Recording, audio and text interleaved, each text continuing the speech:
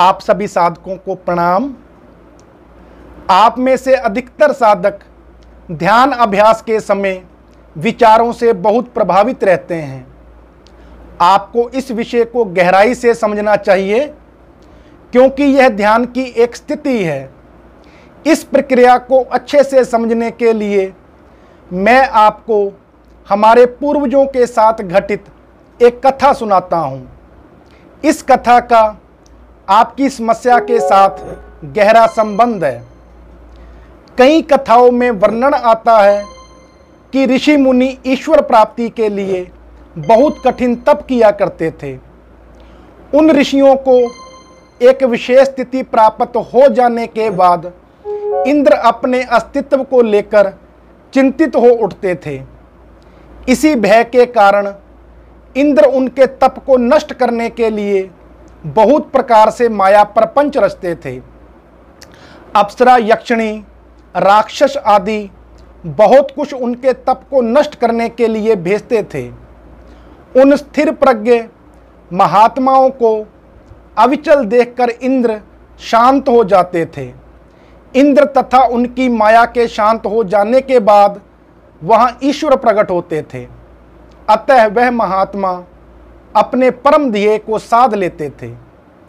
आइए अब इसके गुप्त रहस्य को समझते हैं जो ध्यान से जुड़ा हुआ है। ध्यानी साधक जब ध्यान में उतरने लगता है तो मन बाहर से भीतर की ओर बहने लगता है। मन चेतन स्वरूप में ढलने लगता है। यहाँ स्मरणीय विषय है कि जब चेतना बाहर की ओर बहती है तब मन का रूप धारण कर लेती है। मन जब भीतर की ओर बहता है तो पुनः अपना चेतन स्वरूप प्राप्त कर लेता है।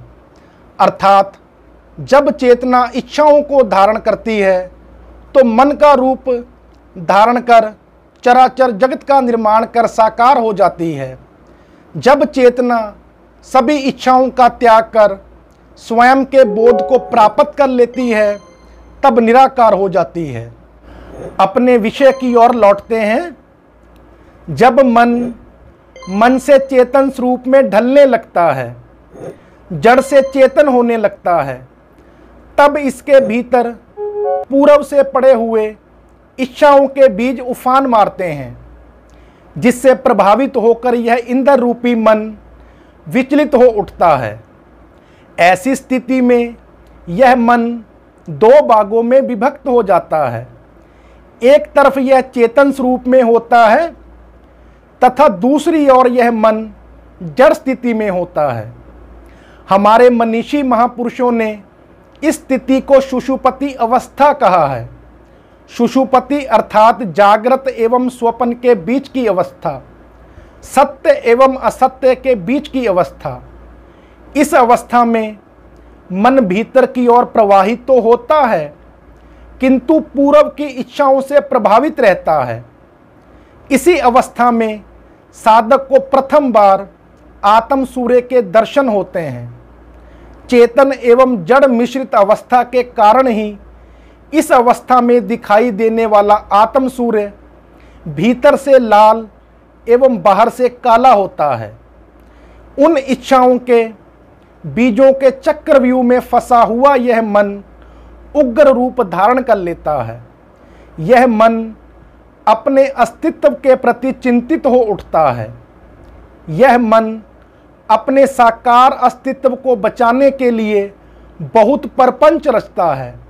यह अपने दूसरे स्वरूप चेतना को लुभाने के लिए विभिन्न दृश्यों के रूप में विचारों को प्रकट करता है। उसे अपने साकार अस्तित्व का बोध करवाता है।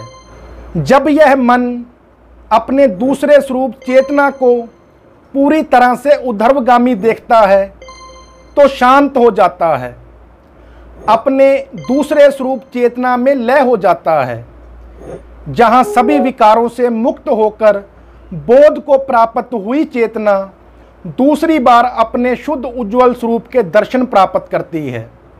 यही सच्चा ईश्वरीय दर्शन भी है, बाकी तो कल्पना मात्र है।